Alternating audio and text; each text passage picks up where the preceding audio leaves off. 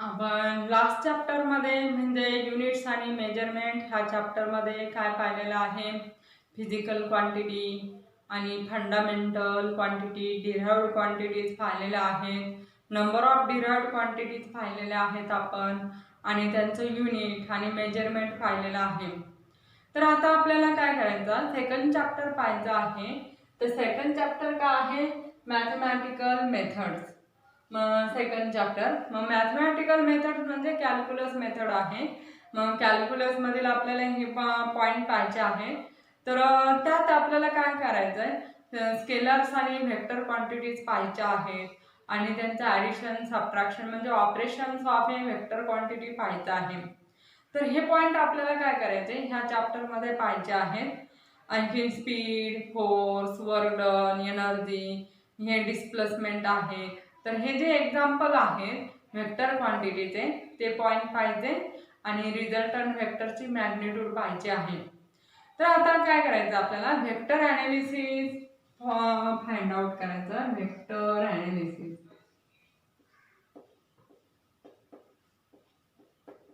Vector analysis. आता आपण वेगवेगळ्या फिजिकल क्वांटिटीज पाहिलेल्या आहेत. तर त्यातील काही क्वांटिटीज ह्या मॅग्निट्यूड आणि युनिटने काय करता येतात, आपल्याला कम्प्लिटली एक्सप्रेस करता येतात. त्यांना काय डायरेक्शनची गरज नाही लागत. पण काही ज्या क्वांटिटीज असतात तर त्यांना मॅग्निट्यूड आणि डायरेक्शनची गरज लागते. म्हणजे some physical quantities required to express completely magnitude and direction. They require the direction to express the completely. Such quantities are called as a vector quantities. तर आता याचं एक्झाम्पल जर आपण पाहिलं तर समजा आता एखादा बॉय किंवा पर्सन असतं, एखाद्या सर्टन स्पीडने काय होतं, तो ट्रॅव्हल होतो आणि किती टाइम ट्रॅव्हल होतो आपल्याला समजा ते दिलेलं आहे.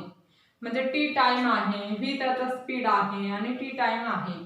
तर किंवा मग स्पीड आपण जर समजा फॉर एक्झाम्पल घेतलं 40 मीटर पर सेकंड आहे आणि फॉर टाइम किती आहे 2 आवर 2 सेकंड. हिअर 20 सेकंड नंतर आपल्याला काय करायचं, त्याचं काय हिअर किती डिस्टन्स ट्रॅव्हल करणे एवढ्या स्पीडने. तर आपल्याला काय मिळेल, speed equal to distance upon time. याच्यावरून आपल्याला काय मिळेल, त्याने किती डिस्टन्स ट्रॅव्हल केलं 20 सेकंड मध्ये ते आपल्याला डिस्टन्स मिळालं. पण आता आपल्याला जर समजा त्याची फायनल पोझिशन काढायची असेल तर फायनल पोझिशन फाइंड आउट करता येईल का, नाही करता येणार.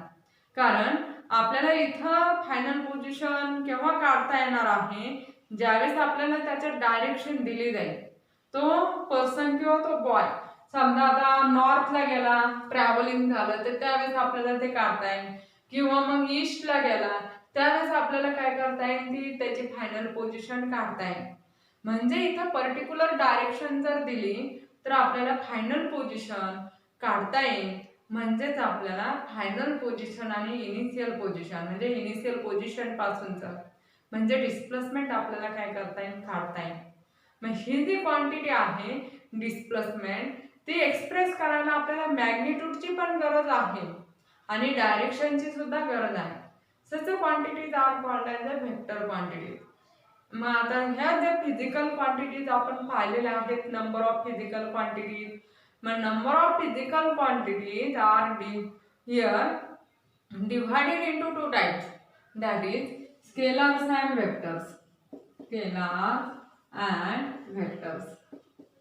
याच्यामध्ये काय केलेलं आहे, डिवाइड केलेलं आहे. मग आता स्केलर्स क्वांटिटी कशाला म्हणायचं, हिअर स्केलर्स आपण कन्सिडर करू the physical quantities which can be expressed with the help of magnitude only and its unit completely. Such a physical quantities are called as a scalars quantity. म्हणजे आपण magnitude म्हणजे त्याचा किती time आहे ते express करता येईल. समजा एखाद्या ऑब्जेक्टचं मास हे किती आहे 25 किलोग्राम आहे. मग 25 नंबर जो आहे इट रिप्रेझेंट द मॅग्निट्यूड आणि इथं स्टँडर्ड वापरलेलं म्हणजे 1 किलोग्राम. 1 किलोग्रामचं 25 टाइम आहे. हे जे आहे ते युनिट म्हणजे मॅग्निट्यूड आणि युनिटनेच आपल्याला काय करता येते, ते फिजिकल क्वांटिटी एक्सप्रेस करता येते. इथं आपल्याला काय डायरेक्शन सांगायची गरज पडत नाही. आणखीन एक्झाम्पल घेतलं आपण लेंथ सुद्धा. लेंथ जर समजा ते एखाद्या रॉडची लेंथ आहे, एखाद्या रॉडची लेंथ समजा 30 सेंटीमीटर आहे, मग इथे ही एक लेंथ ती कम्प्लिटली एक्सप्रेस झालेली आहे. म्हणजे मॅग्निट्यूड आणि त्याचं युनिट, सर्टन जे काही युनिट आपण वापरणार त्यांनी काय करता येते ती कम्प्लिटली आपल्याला एक्सप्रेस करता येते. सच quantities are called as A scalars. आणखीन याचं एक्झाम्पल स्केलर क्वांटिटीचं टाइम आहे, टेम्परेचर आहे, ह्या ज्या क्वांटिटीज आहेत त्यांना काय म्हणता येईल स्केलर्स क्वांटिटी. आणि नंतर तर कोणतं आहे vectors. Vectors quantity, the physical quantities which can be expressed completely with the help of magnitude as well as direction. Magnitude आणि direction ने completely आपल्याला express करता येते. Such quantities are called as a vectors quantities. Vectors quantities मग याचं example म्हणजे displacement, force, acceleration, velocity, momentum, ह्या ज्या क्वांटिटीज आहेत, here these are the vectors quantity. Displacement, force, acceleration, आणखी velocity, momentum, etc. ह्या vectors quantity आहेत. मग कोणताही वेक्टर जर क्वांटिटी असेल तर कसं रिप्रेझेंट करतात. सपोज ऑब्जेक्ट आहे किंवा पार्टिकल आहे, it moves from point P two point काय क्यू असं मूव्ह झालेला आहे. मग हा जे क्वांटिटी आहे त्याच्यामध्ये डायरेक्शन आले फ्रॉम पी टू क्यू, म्हणजे मग it is represented by P Q bar असं रिप्रेझेंट करतात पी क्यू. आणि त्याच्या डोक्यावरती काय ॲरो दिला जातो. मी तर पी पॉइंटिंग काय टेल आहे ऑफ ए वेक्टर आणि क्यू पॉइंट काय ॲरो हेड आहे या वेक्टरचा. पी क्यू बारने एक्सप्रेस करतात किंवा असं पण आहे पी क्यू बार, इथे ॲरो देतात किंवा नाही देते, म्हणजे असं एक्सप्रेस केलं जातं. आता हा जो वेक्टर आहे किंवा वेक्टर जे आहेत सिंगल लेटरने पण डिनोट करतात. सिंगल लेटर म्हणजे समजा ए बार, बी बार, सी बार याने काय करतात ते डिनोट करतात. स्मॉल लेटर सुद्धा काय केला जातो यूज केला जातो वेक्टर रिप्रेझेंट करण्यासाठी. आणि मॅग्निट्यूड जे आहे वेक्टरची कशाने रिप्रेझेंट करतात ते समजा आता हा पी क्यू बार वेक्टर आहे त्याची मॅग्निट्यूड कशी रिप्रेझेंट करतात mod of P Q bar किंवा सिम्पली पी क्यू असं रिप्रेझेंट करतात. आता ए बार वेक्टरची मॅग्निट्यूड, ए बार वेक्टरची मॅग्निट्यूड काय मॉड ऑफ ए बार किंवा मग सिम्पली ए किंवा असं पण मॉड ऑफ ए बार, म्हणजे इथे ॲरो दाखवलं नाही तरी चालेल. मग असं काय रिप्रेझेंट करतात. सिमिलरली बाकीच्या वेक्टरची सुद्धा मॅग्निट्यूड तशी रिप्रेझेंट केली जाते. मग हे झालं काय त्याचं रिप्रेझेंटेशन वेक्टरचं, त्याची मॅग्निट्यूड आपण असे एक्सप्रेस करतो त्या वेक्टरची. आणि आता आपल्याला काय करायचं टाइप्स ऑफ वेक्टर्स पाहिजे आहेत. Types of vectors. मग आता त्याचा टाइप्स जो आहे तो फर्स्ट टाइप आहे here zero vector. Zero vector it is called as also null vector. Zero vector or null vector. मग झिरो वेक्टर कशाला म्हणायचं the vectors having zero magnitude in a particular direction is called as a zero vector और it is also called as a null vector. मग zero vector कशाने represent करतात zero बारने काय करतात ते रिप्रेझेंट करतात झिरो वेक्टर. आणि याचे एक्झाम्पल म्हणजे here the velocity vector of a stationary particle. Stationary particle म्हणजे तो रेस्टला आहे मग त्याला व्हेलॉसिटी किती राहणार आहे झिरो राहणार. मग ते त्याचं एक्झाम्पल होईल the velocity vector of a stationary particle is a zero vector. आणखी एक्झाम्पल म्हणजे the acceleration vector of A particle moving with uniform velocity. Uniform velocity मग ॲक्सेलरेशन ऑब्जेक्टला केव्हा राहतं ज्यावेळेस व्हेलॉसिटी चेंज होत असेल. चेंज आणि व्हेलॉसिटी अपॉन टाइम म्हणजे ॲक्सेलरेशन आहे. मग आता इथं ऑब्जेक्ट किंवा पार्टिकल हा युनिफॉर्म व्हेलॉसिटीने मूव्ह होतं म्हणजेच मग त्याला काय ॲक्सेलरेशन म्हणजे चेंज इन व्हेलॉसिटी झिरो राहणार म्हणजे ॲक्सेलरेशन हे किती राहतं झिरो. मग हे काय acceleration vector of A particle moving with uniform velocity हे झिरो वेक्टरचं एक्झाम्पल आहे. आणि नंतरचा टाइप आहे पुढचा रिझल्टंट वेक्टर. रिझल्टंट वेक्टर कशाला म्हणायचं? If a single vector which represent effect of two or more vectors in a particular direction is called as a resultant vector of two or more vector. two or more vectors आहे म्हणजे to or more vector जो effect दाखवणारे मिळून मग तो जर त्यांचा effect हा सिंगल वेक्टरने डिनोट करत असेल तो सिंगल वेक्टर त्याची सिंगल वेक्टरला टू ऑर मोर वेक्टरचा काय म्हणतात ते रिझल्टंट वेक्टर म्हणतात. शक्यतो रिझल्टंट वेक्टर हा काय आर बारने काय करतात ते डिनोट करतात किंवा मग त्या पर्टिक्युलर क्वांटिटीने सुद्धा काय केलं जातं डिनोट केलं जातं लेटरने. आणि नंतर आता पुढचा टाइप आहे निगेटिव्ह वेक्टर.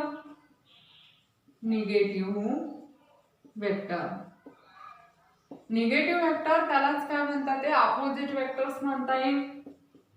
Opposite vectors. मग निगेटिव्ह वेक्टर कशाला म्हणायचं? Vector having equal magnitude of given vector and in opposite direction. But in opposite direction such a vector is called as a negative vector. For example हा vector कोणता आहे? ए बार vector आहे. मग याची magnitude जेवढी आहे तेवढीच काय मॅग्निट्यूड बी बारची आहे पण डायरेक्शन कशी आहे अपोजिट. मग बी बारला काय म्हणताय negative vector of A bar किंवा ए बारला काय म्हणताय negative vector of B bar. हे दोन्ही काय निगेटिव्ह वेक्टर आहे किंवा त्यांना अपोजिट वेक्टर सुद्धा म्हणताय. A vector having equal magnitude of given vector but in opposite direction such a vector is called as a negative vector of given vector असं म्हणता येईल. मग आपल्याला इथं काय लिहिता येईल? here a bar equal to काय मायनस बी बार कारण त्यांची डायरेक्शन कशी अपोजिट आहे. मग बी बार हा काय ए बारचा काय आहे निगेटिव्ह वेक्टर आहे असं रिप्रेझेंट करता येईल आपल्याला. नंतरचा आहे equal vector.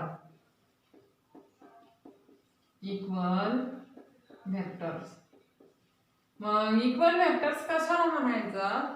The same physical quantities असताना पण त्या जर एक्सप्रेस केला by the two vectors having same magnitude and same direction such vectors are called as equal vectors. मग the vector having same magnitude and same direction are called as a equal vectors. मग दोन्ही vector आहे. Suppose हा ए बार vector आहे आणि हा काय आहे बी बार वेक्टर आहे तर दोघांची मॅग्निट्यूड सेम आहे आणि दोघांची डायरेक्शन सुद्धा सेम आहे. तर ए बार आणि बी बार हे दोन्ही वेक्टर्स कसे राहतील इक्वल वेक्टर्स राहतील. मग काय कसं लिहिता येईल? ए बार इक्वल टू काय लिहिता येईल बी बार. दोघांची डायरेक्शन कशी आहे सेम आहे आणि मॅग्निट्यूड सुद्धा कशी आहे सेम आहे. हे झाले इक्वल वेक्टर्स आहे. नंतरचा आहे position vectors. Position vector. A vector which represent the position of a particle with respect to origin in a given coordinate system is called as a position vector. म्हणजे vector जो आहे तो पार्टिकलची position denote करत असेल given plane मध्ये with respect to given origin such vector is called as a position vector. मग suppose आता हा कोऑर्डिनेट ऍक्सिस आहे एक्स वाय प्लेन आपण काय करू कन्सिडर करू. एक्स ऍक्सिस वाय ऍक्सिस हा ओरिजिन आहे आणि इथं हा पी पॉइंट आहे त्याची पोझिशन आहे. मग ओरिजिन पासून आपण पी पॉइंट वर टाकलेला हा जो वेक्टर आहे पी पर्यंत याला काय म्हणता येईल पोझिशन वेक्टर म्हणता येईल. मग आर बारने डिनोट करू आपण. मग इथं काय OP bar represent the position vector of a point P with respect to origin O किंवा ओपी बार इक्वल टू काय आपण आर बारने डिनोट केलेले आहे. R bar is the position vector of point काय पी. पीचं काय पोझिशन वेक्टर म्हणता येईल. मग हे कन्सिडर केलं आपण म्हणजे r bar equal to OP bar give the position vector of a point P. हे मिळालं आपल्याला. आणि नंतरचं आहे unit vector.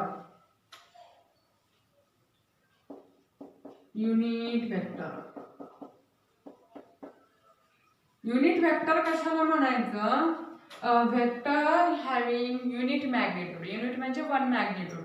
A vector having unit magnitude in the direction of a given vector is called as a unit vector of the given vector. किंवा simply काय म्हणता येईल आपल्याला?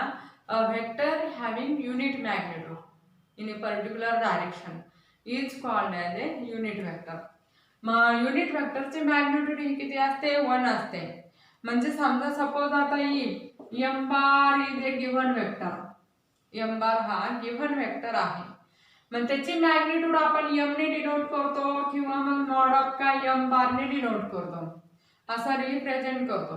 ही त्याची मॅग्निट्यूड झाली. मग हा जो वेक्टर आहे आपल्याला मॅग्निट्यूड आणि त्याच्या डायरेक्शन मध्ये काय करायचं? एक्सप्रेस करायचं. तर आपण कसं कन्सिडर करू शकतो? m bar it is equal to m म्हणजे मॅग्निट्यूड आली त्याची आणि आपल्याला डायरेक्शन सुद्धा आली पाहिजे त्याची. मग याचा युनिट वेक्टर कसा रिप्रेझेंट करतात ते um बार कॅप याने काय करतात? ते डिनोट करतात. मग हा युनिट वेक्टर म्हणजे डायरेक्शन डिनोट करणार 1 आणि इंटू काय त्याची मॅग्निट्यूड म्हणजे हा दिलेला वेक्टर काय करणार? रिप्रेझेंट करणार. मग याच्यावरून आपल्याला काय लिहिता येईल? um cap it is equal to काय m बार आपण काय m म्हणजे दिलेल्या वेक्टरचा युनिट वेक्टर आपल्याला कसा काढता येईल? गिव्हन वेक्टर आपण काय आहे? इट्स मॅग्निट्यूड याने आपल्याला युनिट वेक्टर काढता येईल. दिलेला वेक्टर जर असेल तर आपल्याला त्याचा युनिट वेक्टर कसा काढता येईल? Given vector upon its magnitude याने आपल्याला युनिट वेक्टर काय करता येईल? फाइंड आउट करता येईल. मग आता सपोज आता XYZ हे ऍक्सिस आहे. XYZ ऍक्सिस आहे म्हणजे कोऑर्डिनेट ऍक्सिस आहेत. यांच्या along x axis, y axis आणि z ऍक्सिस यांच्या अलॉंग जे युनिट वेक्टर आहे ते कशाने रिप्रेझेंट करतात? x ऍक्सिसच्या अलॉंग जो वेक्टर आहे युनिट वेक्टर i कॅप ने रिप्रेझेंट करतात. y ऍक्सिसच्या अलॉंग काय? j कॅप ने. आणि z ऍक्सिसच्या अलॉंग काय? k कॅप ने काय करतात? ते डिनोट करतात. मग आता आपल्याला x ऍक्सिसच्या अलॉंग जो वेक्टर असेल समजा x बार आहे. x बार आहे तर मग i का कसं रिप्रेझेंट करता येईल? तर x म्हणजे त्याची मॅग्निट्यूड राहणार x इंटू काय i कॅप असं रिप्रेझेंट करता येईल x बार. मग आता y ऍक्सिसच्या अलॉंग जर वेक्टर समजा y बार ने आपण डिनोट केलं तर तो कसा रिप्रेझेंट करता येईल? y इंटू काय j कॅप असं डिनोट करता येईल. आणि z ऍक्सिसच्या अलॉंग जर समजा वेक्टर असेल z बार तर आपल्याला तो कसा एक्सप्रेस करता येईल? z म्हणजे त्याची मॅग्निट्यूड इंटू काय आहे? Unit vector. त्याच्या अलॉंग युनिट वेक्टर म्हणजे काय? k कॅप यांनी काय करता येईल? डिनोट करता येईल. किंवा मग आपल्याला आता i कॅप कसं लिहिता येईल? i कॅप इक्वल टू म्हणजे unit vector along x axis it is equal to काय होणार आहे? x बार आपण काय त्याची मॅग्निट्यूड म्हणजे x. j कॅप कसं रिप्रेझेंट करता येईल? हियर y बार आपण काय y असं एक्सप्रेस करता येईल. आणि और z बार k cap unit vector along z axis म्हणजे k कॅप कसं एक्सप्रेस करता येईल? z बार आला आपण काय z याने आपल्याला काय करता येईल? एक्सप्रेस करता येईल. किंवा गिव्हन वेक्टर म्हणजे काय? x into i cap y into j cap आणि z इंटू काय k कॅप याने काय करता येतं? आपल्याला एक्सप्रेस करता येतं. x bar y bar z bar are the vectors along x axis, y axis आणि z ऍक्सिस रिस्पेक्टिव्हली. हे आपल्याला वेक्टर्स आहेत. मग आपण टाइप पाहिलेले आहेत. वेक्टर म्हणजे काय? स्केलर क्वांटिटी म्हणजे काय ते पाहिलेलं आहे आणि त्या वेक्टरचे काय पाहिलेले? टाइप पाहिलेले आहेत. आणि आपल्याला आता नंतर वेक्टर ऑपरेशन्स पाहायचे आहेत तर आपण ते नेक्स्ट लेक्चरमध्ये पाहू.